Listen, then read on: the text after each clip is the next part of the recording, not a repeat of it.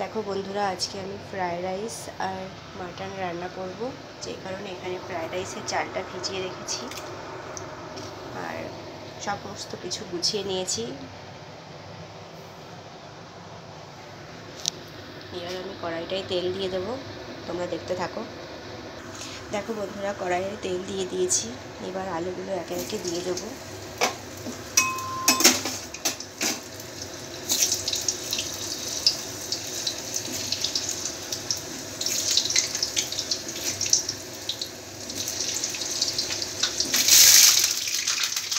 হালকা একটু হলুদ দিয়ে দেবো।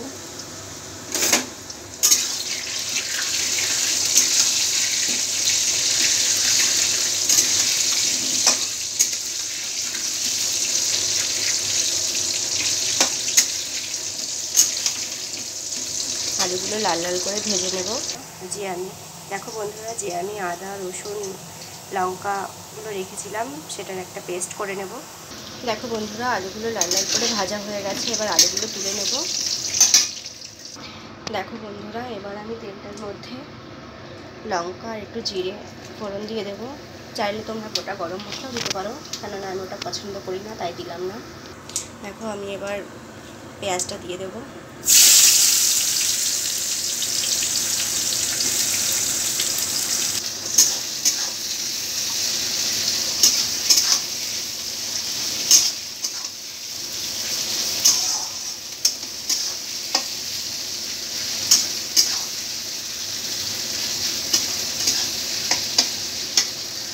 দেখো, এখানে আমি রাইসের জন্য জলটাও বসিয়ে দিয়েছি। দেখো বন্ধুরা, আমি জলের মধ্যে গোটা গরম মশলাটা দিয়ে দিলাম, তাতে রাইসের গন্ধটা খুব সুন্দর আসবে। রাইসের জলের মধ্যে পরিমাণ মতো লবণ দিয়ে দেবো। দেখো বন্ধুরা, আমার পেঁয়াজটা প্রায় ভাজা হয়ে গেছে। এর মধ্যে আমি ওই পেস্টটা করে রেখেছিলাম, সেই পেস্টটা এবার দিয়ে দেবো। পেস্টের মধ্যে আমি একটু শুকনো লঙ্কার গুঁড়ো অ্যাড করে দিয়েছি।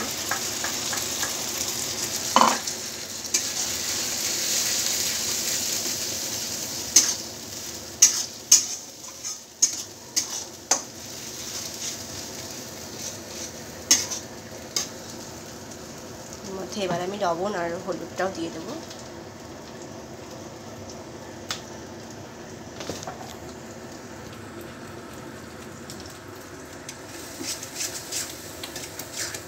দেখো বন্ধুরা, এবার আমি মশলাটাকে খুব ভালো করে কষিয়ে নেব।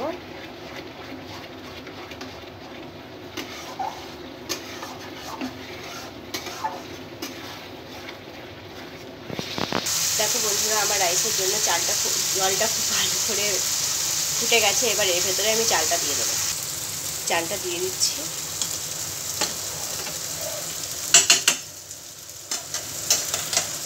বন্ধুরা, চালটা দিয়ে দিই।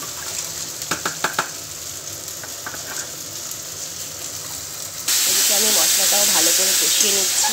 অনেকক্ষণ ধরে কষাবো, পুরো মশলাটাকে ভাজা ভাজা করে নেব, যাতে মাটনটা খেতে খুব সুন্দর হবে।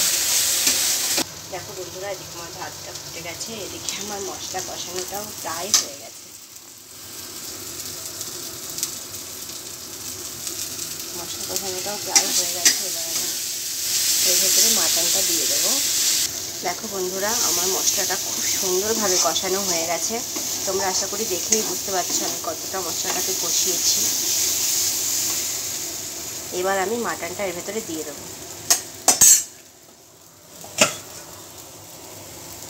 এখানে 1 কিলো মাটন আছে। আমি খুব ভালো করে মিশিয়ে নিই, তারপরে আমি আবার আসি। দেখো বন্ধুরা, আমি মশলার সাথে খুব ভালো করে মাটনটাকে মিশিয়ে নিয়েছি। এইবার এই মাটনটাকে আমি 1 থেকে 1.5 ঘন্টা আস্তে করে দিয়ে এটাকে আমি কষাবো।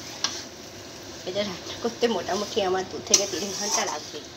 আর এটা আমি পুরো কড়াতেই করব, আমি কোনো প্রেসারে দেব না।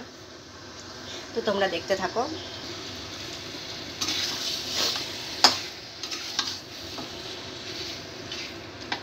দেখো বন্ধুরা, এখানে কিন্তু এখন একটুও জল নেই, কিন্তু আমি যখন এটা খুব ভালো করে কষাবো তখন দেখো কড়াইটা পুরো প্রায় ভরে যাবে জলে।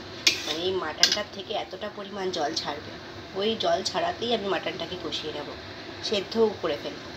বন্ধুরা, আমি এই মাটনটাকে এবার ঢাকনা চাপা দিয়ে দেবো একটা থালা দিয়ে, তখন এখান থেকে জল ছেড়ে যাবে।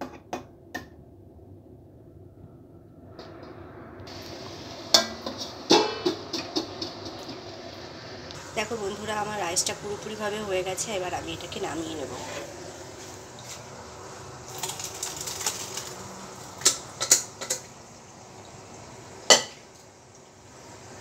দেখো বন্ধুরা, আমার রাইসটা পুরোপুরিভাবে হয়ে গেছে। হালকা একটু শক্ত রেখেছি, কেন পরে একটু ফ্রাই করে নেব যখন।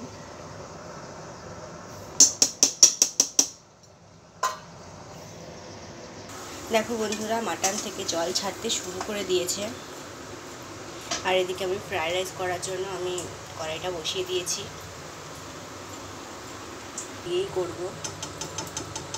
বন্ধুরা, এখানে আমি পুরোটাই ঘি দিয়েছি, আমি একটু তেল ব্যবহার করব না। এবার আমি সবজিগুলো দিয়ে দেবো।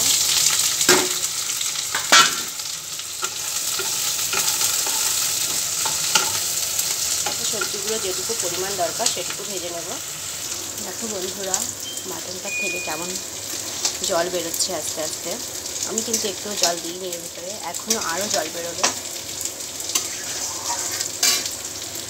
এদিকে আমি কাজু কিশমিশ সব একসঙ্গে করে ভেজে নিচ্ছি। এবার এর ভেতরে আমি রাইসটা দিয়ে দেবো। দেখো বন্ধুরা, আমার ফ্রাইড রাইস কমপ্লিট। এটা তোমাদেরকে ভাতটা দেওয়ার পরে আর দেখাতে পারিনি, কেন আমি নাড়তে ব্যস্ত ছিলাম।